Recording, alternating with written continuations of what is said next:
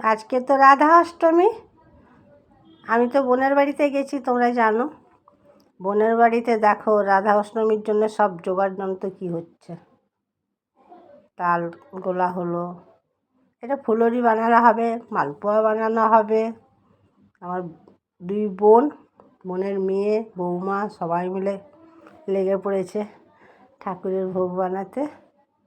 দেখো ফুলরি বানাচ্ছে, একদিকে মালপোয়া তৈরি হচ্ছে, আমি বসে বসে ভিডিও করছি। আমি তো বড়, ওরা করুক, আমি দেখি।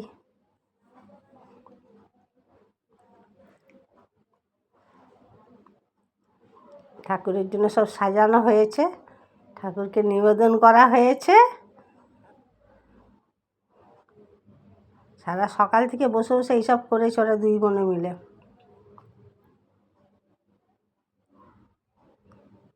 তোমাদের যদি ভালো লাগে একটা লাইক করে দিও। আমার ভিডিওটা এখানে শেষ করি। তোমরা ভালো থেকো, পরের ভিডিওতে আসছি। আজকের মতন যাই।